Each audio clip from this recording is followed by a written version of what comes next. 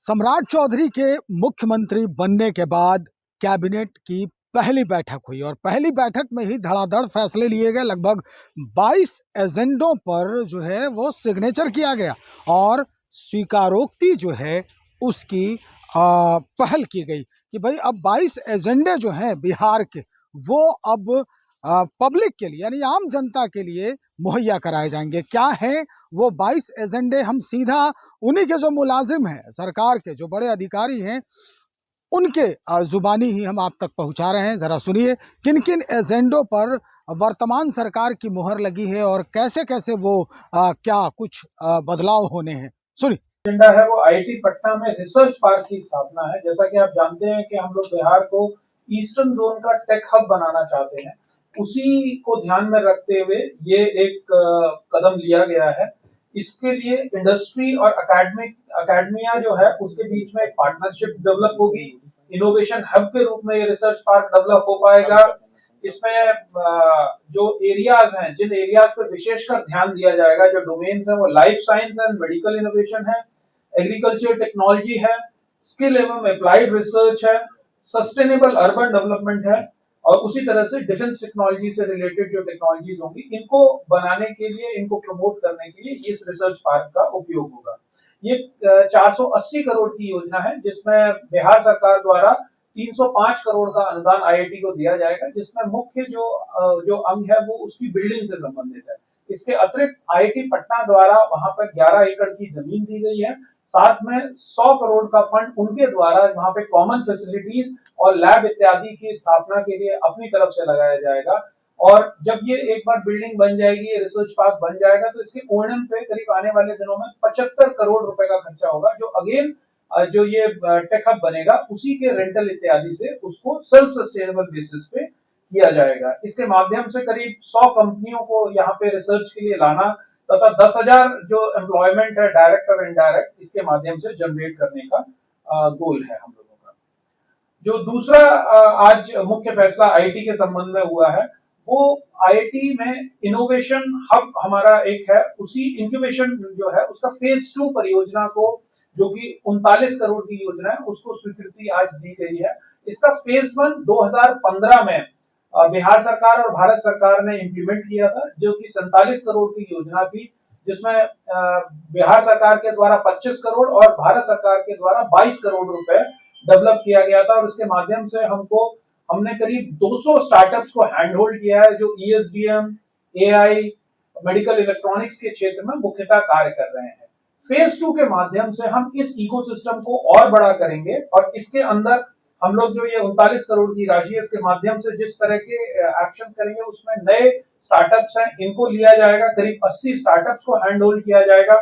ये startups deep tech क्षेत्र से होंगे। एक्सेलरेशन के लिए उनके लिए अलग से फंड रखा गया और सेमीकंडक्टर स्टार्टअप्स के लिए भी इसमें अलग से प्रोविजनिंग की गई है। इसके अतिरिक्त जो फेज 1 में क्लीन रूम बना था, उसका ओएनएम का भी प्रावधान है। और जो मेंटर्स और जो हमारे स्टार्टअप्स के एम्प्लॉयज होते हैं या उसका जो फाउंडर्स हैं, उनके भी लिए, क्योंकि जब वो एक बार आईआईटी जाते थे तो वहां उनको कुछ दिन के लिए रोकना पड़ता है, तो उनके आवासन की भी व्यवस्था इस स्कीम के माध्यम से की गई है। जो तीसरा प्रमुख आज निर्णय लिया गया है वो है सहयोग सिटीजन हेल्पलाइन। ये सहयोग हेल्पलाइन के माध्यम से जो हमारे नागरिक हैं, अगर उनकी कोई इश्यूज हैं, उनकी समस्याएं हैं, पब्लिक ग्रीवेंसेस हैं, उसको एक नंबर के माध्यम से वो रजिस्टर कर सकेंगे। ये L1 लेवल का सिस्टम होगा, जिसमें कि सभी लोग इसी एक नंबर को जब डायल करेंगे तो अपनी समस्या तक पहुंच सकेंगे। अगर वो समस्या पहले लेवल पे ही सॉल्व हो सकती है तो उसको किया जाएगा, अगर नहीं सॉल्व हो सकती है तो संबंधित विभाग, जैसे कि हमारे जो विभिन्न विभाग हैं, उन विभागों के कॉल सेंटर को उसको ट्रांसफर करके इसको सोल्यूशन निकालने की इसमें कोशिश की जाएगी। पब्लिक को ये फायदा है कि उनको केवल अब एक ही नंबर याद रखना होगा और कालांतर में डिफरेंट विभाग को हम इसके साथ जोड़ेंगे। रियल टाइम मॉनिटरिंग हो सकेगी और जो ईज ऑफ लिविंग की जो परिकल्पना है, उसी के आधार पर इसको आज अप्रूव किया गया है। आने वाले दिनों में सिटीजन्स के लिए ये एक महत्वपूर्ण कदम होगा। निषेध उत्पाद एवं निबंधन विभाग का बिहार निबंधन नियमावली 2026 तथा 80 वर्ष एवं उससे अधिक आयु के वरिष्ठ नागरिकों को निबंधन की विशेष सुविधाओं की स्वीकृति के संबंध में इसमें कई प्रावधान किए गए हैं, जहां पर कि ऐसे लोगों के घर में जाकर के एक वाहन से वहीं पर उनका बायोमेट्रिक इत्यादि लिया जाएगा और वहीं जाकर के निबंधन कराने की स्वीकृति दी जाएगी। तो ये एक बहुत महत्वपूर्ण इसमें प्रावधान किया गया है।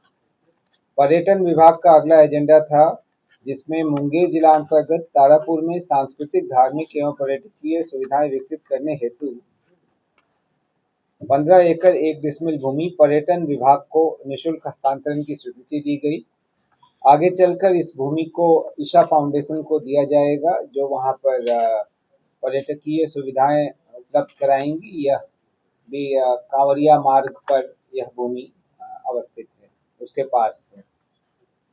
पर्यटन विभाग का ही अगला एजेंडा था, सारण जिला अंतर्गत सोनपुर में बाबा हरिहरनाथ मंदिर परिक्षेत्र का काशी विश्वनाथ कॉरिडोर वाराणसी के तर्ज पर समग्र विकास एवं भू अर्जन किए जाने के संबंध में यह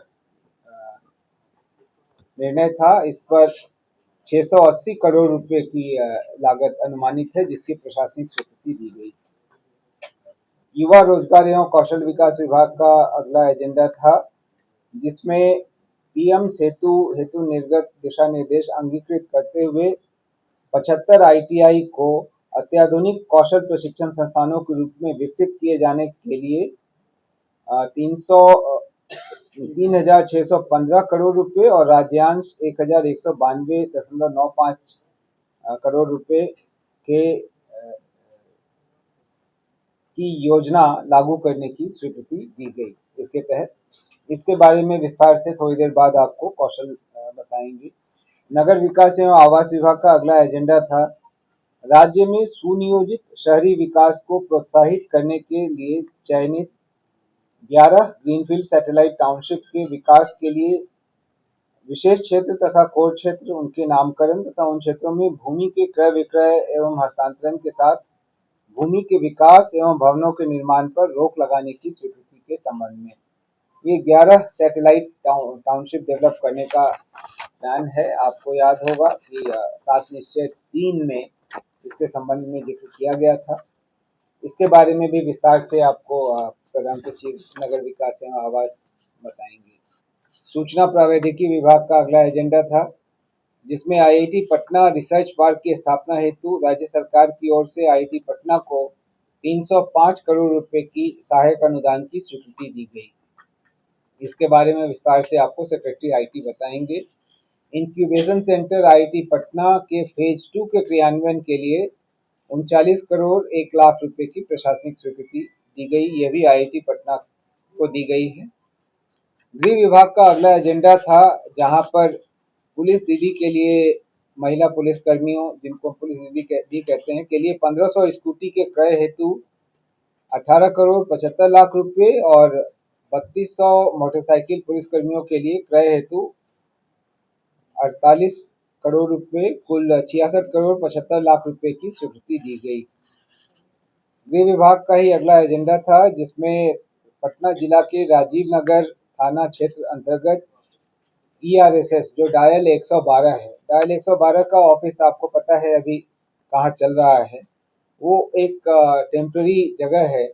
अब उसका परमानेंट बिल्डिंग बनाने के लिए राजीव नगर क्षेत्र में जमीन अक्वायर कर ली गई थी, वो प्राप्त कर ली गई थी। उस पर काफ़ी बड़ा उसमें प्रेजेंटेशन वगैरह करा करके उसका एक डिज़ाइन तैयार किया गया है, जिसके लिए 172 करोड़ 80 लाख रुपए की स्वीकृति दी गई है।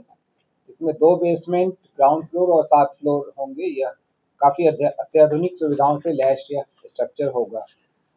गृह विभाग का ही अगला एजेंडा था, जहां बहुमंजिली भवनों की अग्नि सुरक्षा बचाव के लिए 62 मीटर ऊंचाई के एक हाइड्रोलिक प्लेटफॉर्म से टर्न टेबल एरियल लैडर के क्रय के लिए पूर्व के स्वीकृतादेश को संशोधित करते हुए नई स्वीकृति 18 करोड़ रुपए की दी गई है। विभाग का है, जिसमें राष्ट्रीय फॉरेंसिक साइंसेज यूनिवर्सिटी के लिए ऑफ कैंपस एवं केंद्रीय फॉरेंसिक साइंसेज लेबोरेटरी के आधारभूत संरचना के लिए पटना के पुनपुन अंचल मौजा डुमरी थाना 34 के विभिन्न खेसरा की कुल 50 एकड़ रैयती भूमि MBR 1617 के आधार पर भू अर्जन हेतु 287 करोड़ 16,95,000 रुपए की स्वीकृति दी गई।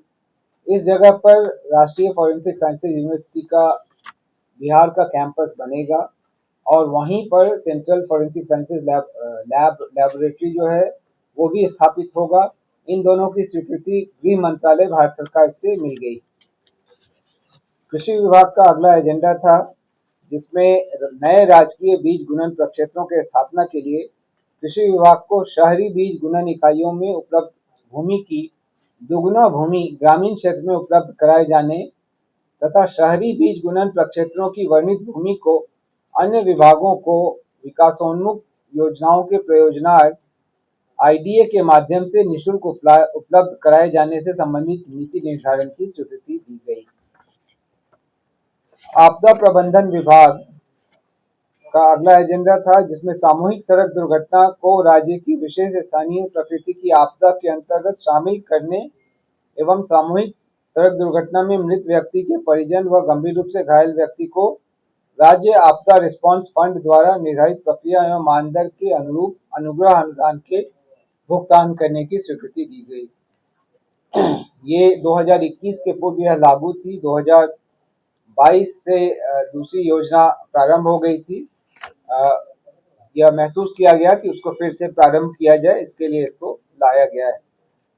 अगला एजेंडा भी आपदा प्रबंधन विभाग का था जिसमें 15/9/21 से 31/3/22 तक की अंतरिम अवधि में सामूहिक सड़क दुर्घटना में मृतकों के परिजनों एवं गंभीर रूप से घायल व्यक्तियों को सहाय मानदंड के अनुरूप अनुग्रह अनुदान भुगतान करने की स्वीकृति दी गई। इन दोनों ही मामलों में यह पाया जाता रहा है कि जो एक्सीडेंटल क्लेम है हिट एंड रन का, उसमें प्रक्रिया के चलते थोड़ा वक्त लगता है। इस वजह से सरकार तुरंत यह सहायता दे रही है और जब भी उनका क्लेम का निपटारा होगा तब उनको अलग से वो भी राशि प्राप्त होगी। सूचना प्रयोग प्रौद्योगिकी विभाग का अगला एजेंडा है जिसमें सहयोग हेल्पलाइन की अधिष्ठापन हेतु कुल 72 करोड़ 76 लाख रुपए की प्रशासनिक स्वीकृति दी गई। इसके बारे में अभय आपको विस्तार से बताएंगे। सिविल विमानन विभाग का अगला एजेंडा था जिसमें सोनपुर तथा अजगैबीनाथ धाम ग्रीनफील्ड हवाई अड्डा के विकास के लिए डीपीआर तैयार करने के लिए मेसर्स राइट्स लिमिटेड को कार्य आवंटित किए जाने और इस हेतु परामर्शी शुल्क के रूप में 5,06,22,000 रुपए दिए जाने की प्रशासनिक स्वीकृति दी गई। जल संसाधन विभाग का अगला एजेंडा था जिसमें पूर्वी क्षेत्रीय परिषद की रांची में 10 जुलाई 2025 को हुई बैठक में लिए गए निर्णय के आलोक में बाण सागर समझौते के अंतर्गत अविभाजित बिहार के हिस्से के 7.75 मिलियन एकड़ फीट जल में से 5.75 मिलियन एकड़ फीट जल बिहार को और 2 मिलियन एकड़ फीट जल झारखंड को आवंटित किए जाने हेतु इकरारनामा प्रारूप पर स्वीकृति दी गई। जल संसाधन विभाग का ही अगला एजेंडा था जिसमें प्रगति यात्रा के दौरान की गई घोषणा के आलोक में कैमूर जिला अंतर्गत जमानिया से ककरैत गंगा जल उद्वह सिंचाई योजना के कार्यान्वयन के लिए उत्तर प्रदेश में कुल 5.86339 हेक्टेयर भूमि को कार्यपालक अभियंता जमानिया पंप नहर प्रमंडल मोहनिया के माध्यम से क्रय किए जाने की स्वीकृति दी गई। उत्तर प्रदेश में इस तरीके की योजना है जहां रैयतों से लार के दर पर सीधे क्रय किया जा सकता है, उसी का उपयोग करके यह भूमि क्रय की जाएगी।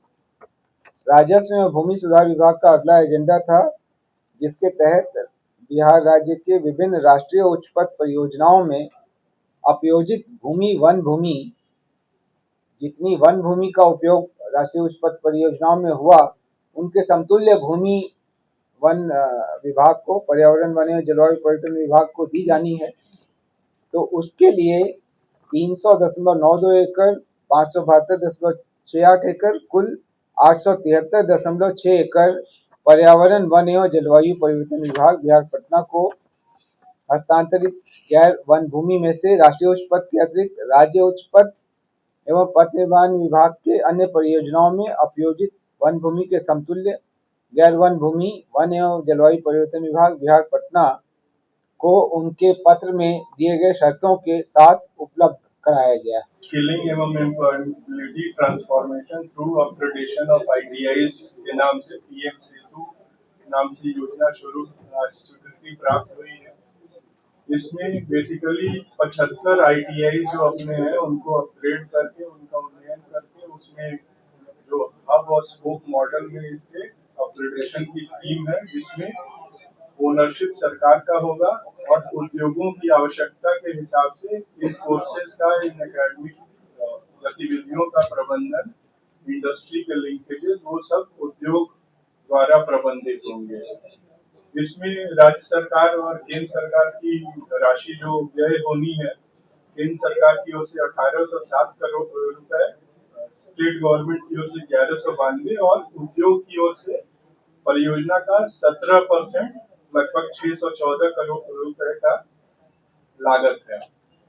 75 आईटीआई में से 15 आईटीआई हब के रूप में विकसित होंगे और 60 आईटीआई स्पोक के रूप में विकसित होंगे। सभी हब आईटीआई में 8 नए कोर्सेज चलाए जाएंगे लॉन्ग टर्म वाले और साथ में शॉर्ट टर्म कोर्सेज 3 महीने के जो रोजगार परक स्किलिंग प्रोग्राम्स होते हैं वो सब भी चलाए जाएंगे। एक हब और स्पोक के क्लस्टर के पीछे लगभग 241 करोड़ रुपए का व्यय है और इसकी विशेषताएं ये रहेंगी कि विद्यार्थियों के लिए और प्रशिक्षणार्थियों के लिए काउंसलिंग सेंटर, प्लेसमेंट सेंटर सुव्यवस्थित रूप से, उद्योग के साथ समन्वय केंद्र भी स्थापित होगा ताकि बच्चे एक बार एजुकेशन सिस्टम से निकले तो फिर सीधे अपने रोजगार परक उद्योग में उनकी प्लेसमेंट और अप्रेंटिसशिप वगैरह हो जाए।